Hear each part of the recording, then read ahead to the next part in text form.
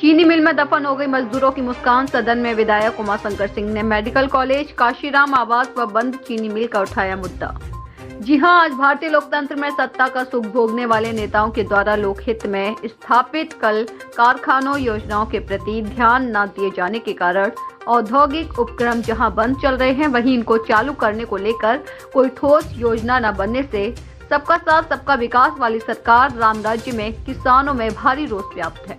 इस प्रकार की लापरवाही का नजारा देखना है तो हुजूर पूर्वांचल के पूर्वी छोर पर बसा बागी बलिया जनपद अपने नाम व परिचय का मोहताज नहीं है। यह जनपद अंग्रेजी हुकूमत से लेकर दिल्ली सत्ता के गलियारों में हमेशा चर्चा में रहता है। बलिया लखनऊ राज्य मार्ग पर जनपद मुख्यालय से लगभग 30 किलोमीटर दूर रस्सा तहसील क्षेत्र के माधोपुर में स्थित बलिया लखनऊ मुख्य मार्ग पर 65 एकड़ में बंद पड़ा चीनी मिल देखा जा सकता है, जहां रोजगार सृजन एवं कृषक उन्नयन के लिए 1974 के दशक में स्थापित दी किसान सहकारी चीनी मिल रस्सा को सरकार द्वारा घाटा दिखाकर बंद कर दिया गया, जिसके कारण कभी हमेशा 65 एकड़ भूमि पर गुलजार रहने वाली चीनी मिल परिसर में काफी दिनों से मौत का सन्नाटा कायम हो गया है। देश को आजाद कराने में बलिया के वीर सपूतों का महत्वपूर्ण योगदान रहा है। विदेश में सरकार चाहे किसी भी पार्टी की रही हो, लेकिन बलिया में विधायक, सांसद, मंत्री हमेशा रहे। सभी ने किसानों को केवल वादों के सहारे ठगने का काम किया। यहाँ आने पर यहाँ का कड़ मानो यही कहता है, लोकतंत्र के ठेकेदारों, हमें भी अच्छे दिन व नया जीवन दो, ताकि मैं हजारों किसानों की तरक्की व हजारों श्रमिकों की रोजी रोटी का साधन बन सकूं।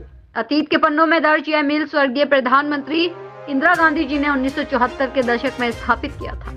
कुछ ही दिनों बाद इसे घाटे में डाल दिया गया। नेताओं व अधिकारियों की लीपापोती, पूर्ण कारगुजारियों से मिल की हालत दिन पर दिन खराब हो गई, जिसके कारण सभी को खुशी, तरक्की, रोजी रोटी देने वाली यह मिल आज अपनी ही बदहाली पर, जहां पूरा देश राम राज्य की कल्पना कर रहा है, ऐसे में किसान मिल आंसू बहा रही है, क्योंकि इसे 10 वर्षों से बंद कर दिया गया है। बुधवार को विधानसभा में भी यहाँ के मुद्दे को क्षेत्रीय विधायक उमाशंकर सिंह ने जोरदार तरीके से उठाया।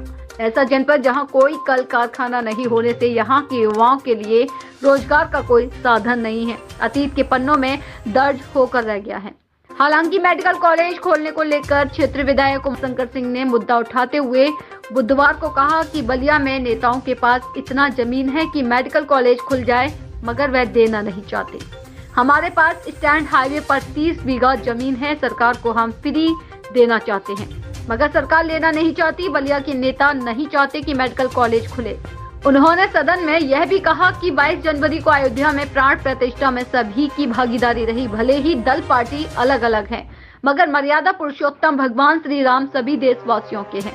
यही नहीं, उन्होंने कहा कि बसपा सरकार में काशीराम आवास योजना के अंतर्गत आवास बनाए गए, मगर आज तक गरीबों को आवास नहीं आवंटन किया गया।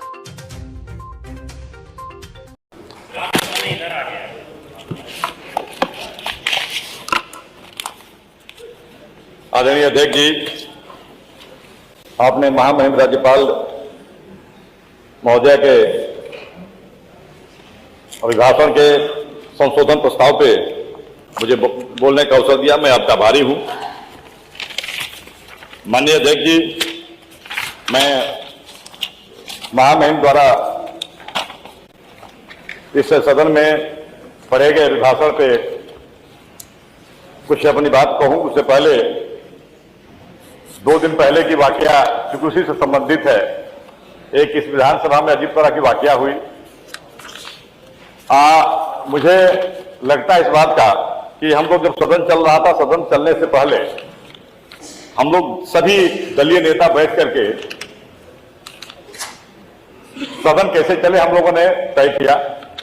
उसमें उस विषय से हट करके सभी लोगों ने, उधर से समाजवादी पार्टी से हमारे मनोज भाई थे, सब लोग थे, सब लोगों ने कहा कि 22 जनवरी को, क्योंकि इसलिए कि सदन में ये पहली बार ऐसी स्थिति आई जब से हम भी विधायक हैं, जिस तरह से काउंटिंग हाथ करा करके आपने किया था, उसी पे मैं आ रहा कि तो सब लोगों ने कहा था कि नहीं, उत्तर प्रदेश में 22 जनवरी को जो अयोध्या में कार्यक्रम हुआ सराहनीय रहा, सफल रहा। तो सब लोगों की भाई चिंता है। हम विभिन्न दलों में जरूर हैं, हमारे दल जरूर अलग अलग हैं, विभिन्न जाति धर्म मजहब के जरूर लोग हैं, लेकिन अगर सबको पता है कि नहीं, राम का जन्म अगर अयोध्या में हुआ है और उनके लिए अगर उनको स्थापित कर करके और सफल आयोजन किया गया जिसकी पूरी विश्व सराहना किया, हम उस दलीय बैठकों में सभी लोगों ने सराहना किया। उसमें उस दिन अगर प्रस्ताव आ भी गया, देखिए कोई भी ऐसा नहीं है, कार्यकाल किसी का भी हो, अध्यक्ष जी जिस तरह से आज हमारे उत्तर प्रदेश की विधानसभा मान लीजिए देश में एक अच्छी विधानसभा के रूप में पहचानी जा रही है, उसके गैलरी या उसके एक एक आपके द्वारा संपन्न कराए जा रहे जो कार्य है उसको लोग आकर के उसकी प्रशंसा करते जा रहे हैं, तो हम लोग सबको गर्व होता है। भाई ये जरूर है कि हम भी उत्तर प्रदेश के हैं, इसी विधानसभा के हैं, तो निश्चित रूप से हमारे उत्तर प्रदेश में अगर कोई इस तरह का काम हो रहा है, सबसे पहले हम उत्तर प्रदेश वासी हैं, हम सबको। अब उस दिन ऐसा प्रस्ताव आया, कुछ ऐसा उसमें था भी नहीं, लेकिन अब चूंकि बड़ा मैसेज बाहर गलत गया और उसका नतीजा क्या हुआ, जब उसी में से दूसरे दिन टिक्का टिप्पणी होने लगी कि नहीं हमारे हाथ को गलत गिन लिया गया। मेरे समझ से हम सबको नहीं होना चाहिए। जैसे मान लीजिए अजय नेता प्रतिपक्ष भी बैठे हुए हैं, भाई जैसे हमारे एकाना स्टेडियम है वो जरूरी है, बेकाना स्टेडियम ठीक है, हमारी सरकार के समय लैंड एक्वायर हुआ, 2 बार टेंडर हुआ, वह स्टेडियम टेंडर फाइनल नहीं हो पाया, तब तक आपकी सरकार आ गई, आपने स्टेडियम बनवाया। हमारे उत्तर प्रदेश में स्टेडियम है, कोई बनवाए, हम अगर इस बात की गिनती करेंगे तो इसके लिए नहीं होगा। इसके लिए ये नहीं कि हम इस दल में है तो हम कैसे हाथ उठाएं, मतलब कि अच्छा काम हुआ, ये नहीं होना चाहिए। हमको इसमें जरूर, इसमें मुझे लगता है कि इसमें आगे से मुझे लगता है नेता प्रतिपक्ष महोदय हैं वो अपने सम्मानित विधायकों से कहेंगे कि भाई ऐसा आप लोगों ने क्यों किया। तो उसी में जैसे एक आदमी के विधायक आके सुबह कहने लगे नहीं अध्यक्ष जी मेरा नाम गलत छप गया, मैंने तो समर्थन में उठाया था, कितना मैंने पार्टी के लिए कितना अजीब सी स्थिति उत्पन्न हो गई होगी। तो मेरे समझ से ये ऐसा नहीं होना चाहिए, ये सब चीजें से हटके हैं। माननीय अध्यक्ष जी स्टैंड सबसे एक एक करके धीरे धीरे क्लियर होते जा रहे हैं, सारे लोगों के स्टैंड धीरे धीरे क्लियर होते जा रहे हैं। आगे हम तो देखिए हम तो जहां है वही है, हमको इसकी बात नहीं है। इसलिए माननीय अध्यक्ष जी, मैं चूंकि महामहिम राज्यपाल जी के भाषण को उस दिन मैं बड़ा धैर्यपूर्वक सुन रहा था, क्योंकि जो पिछले कार्यकाल के जो सरकार के जो भी हर सरकार किसी के भी जो मान लीजिए बहुत ऐसे अवसर आए हैं कि हमारे बहुजन की सरकार रही हो, भाई राज्यपाल कांग्रेस के उसमें दिल्ली की सरकार उनके द्वारा चुने राज्यपाल रहे हैं, तो उनके द्वारा उस बात को कहा जाता है। मुझे 2-4 चीजों पे आपका ध्यान मैं दिलाना चाहूंगा। माननीय नेता सदन जी भी बैठे हैं, माननीय मुख्यमंत्री जी, जैसे अभी एक आवास के लिए सुबह प्रश्न उठा था, मैंने अनुमति मांगा लेकिन समय के अभाव में नहीं मिल पाया। जैसे महामहिम राज्यपाल जी ने जब अभिभाषण पढ़ा, एक चीज बड़ा अच्छा हो जाता, जिस समय बहुजन की सरकार थी उस समय मान्यवर कांशीराम शहरी आवास योजना लागू हुई थी, और उत्तर प्रदेश के विभिन्न जिलों में, विभिन्न तहसीलों में, वहां पे आज भी उस अपार्टमेंट में आप जाइए, नीचे रिक्शा ठेला ऐसे गरीब लोग उसमें रहते हैं, उसमें कोई जाति धर्म मजहब के लोग नहीं है, सभी लोग हैं। लेकिन दुख इस बात का है कि उस समय जो आवास कंप्लीट नहीं हो पाया, जिसमें 90% काम हो गए, किसी में 5% काम बाकी है, किसी में 10, इससे अधिक नहीं बाकी है। लेकिन आज 12 से लेकर के 24 तक वो हमारे शहरी आवास कंप्लीट नहीं हुए। एक बार आपने इसी पीठ से निर्देश दिया था माननीय नगर विकास मंत्री जी को कि अगर वहां किसी पार्टी का पैसा नहीं है, वो सरकार के खजाने का पैसा लगा हुआ है, और आपने नगर विकास मंत्री जी को निर्देश दिया कि अगर ऐसे उत्तर प्रदेश में अगर इस तरह के बन करके तैयार है, वो आवंटित नहीं हो पा रहे हैं थोड़े से काम के लिए, तो मुझे लगता है कि महामहिम राज्यपाल जी अगर उस भाषण में जोड़ देती कि नहीं देखिए उत्तर प्रदेश में जितने इस तरह से भी अधूरे पड़े थे ये हमारी सरकार ने जोड़ दिया, मुझे बड़ा अच्छा लगता।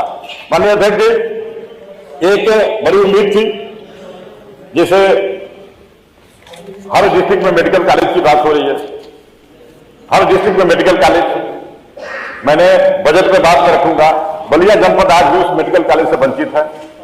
उसमें जगह की परेशानी आ रही है कि शहर में जगह नहीं मिल रही है। तो अगर शहर हमारा मान लीजिए अगर जगह नहीं मिल रही है, तो मैं माननीय मुख्यमंत्री से आग्रह करूंगा कि उसको भी कोई कैबिनेट से शिथिल करके कहीं भी अगल बगल बड़े सरकार के पास अगर बहुत जमीनें हैं ऐसी जहां पर उस जमीनों को सरकार चाहे तो चिन्हित करके, तो मैं तो माननीय मुख्यमंत्री जी, क्योंकि ये होगा, मैंने रसना के लिए कहा था, लेकिन रसना क्योंकि उत्तर प्रदेश नए भारत के हिस्से से नक्शे से बाहर है। जब भी कोई रसना की बात आती है तो बलिया वाले लोग ऐसे कूदते हैं जिसे लगता है कि रसना नक्शे में ही नहीं है। और मैंने तो यहां तक कहा था इसी हाउस में कि अगर जमीन की कमी है तो रसना में स्टेट हाईवे पे मेरी 30 बीघा जमीन है, मैं सरकार को फ्री में देने को तैयार हूं, सरकार मेडिकल कॉलेज बना दे। मैंने तो यहां तक कहा था। लेकिन हमारे बलिया के लोग, बलिया के नेता भी लोगों के पास भी, मैं नाम नहीं लगा क्योंकि टिप्पणी, बलिया के नेता लोगों के पास उसी बलिया शहर में इतनी जमीन है उन लोगों के पास नहीं थी कि उसमें मेडिकल कॉलेज नहीं, कितने क्या क्या बन सकते हैं, लेकिन वो लोग नहीं देंगे। अब कहिएगा तो दस्तावेज मिल जाकर भेज दूंगा। अब बलिया शहर में है, 9 किलोमीटर की परिधि में है। चलिए वो सब समझ यहाँ आगे बढ़ी। 9 किलोमीटर की परिधि में है। माननीय अध्यक्ष जी, चलिए धन्यवाद, थैंक यू, माननीय अध्यक्ष जी, धन्यवाद। माननीय अध्यक्ष जी, बहुत कुछ नहीं। माननीय अध्यक्ष जी, हमारे आग्रह है, हमारी चीनी मिल बलिया में उद्योग के नाम पे 2 उद्योग का, एक कटाई मिल थी और एक चीनी मिल। कटाई मिल कब से बंद पड़ी है। चीनी मिल जब ये हमारे नेता प्रतिपक्ष महोदय उधर थे तो मैंने आग्रह करता रहा, तो ये कहे कि नहीं, इन्होंने कहा कि वो क्योंकि प्राइवेट मतलब ट्रिपल पे बनेगी, तो ये कहे कि नहीं आप ही बनवा लो। और बताइए हम मांग कर रहे थे, उन्होंने कहा आप ही बनवा लो। इधर भी जब बात करते हैं तो हमारे कई मंत्री जी कहे कि नहीं भाई, तो मैं कहने का मतलब यह है ना कि कोई हम वन डिस्ट्रिक्ट वन प्रोडक्ट की बात करते हैं, ये सबसे जुड़ा हुआ है। और हमारे यहाँ बलिया के लोग अपने गन्ना लेकर के आगे बढ़ जाते हैं घोसी में। तो इसलिए मैं माननीय अध्यक्ष जी, मैं आग्रह करूंगा, ये हमारा सौभाग्य है कि हम लोग नेता जो ये दलीय नेता हैं, आज ऐसे समय पर आपने अवसर दिया, हम सब सदा आपके आभारी रहेंगे। जिससे मैं आगे नेता सदन और नेता प्रतिपक्ष महोदय, हम लोग चाहते हैं कि भाई हमारे जो नेता है प्रतिपक्ष के हमेशा रहे ताकि हम लोग अपनी बात रखें। लेकिन हमारे नेता जी भाई हमारे देखिए हमारा। बलिया से पिंटू सिंह की रिपोर्ट।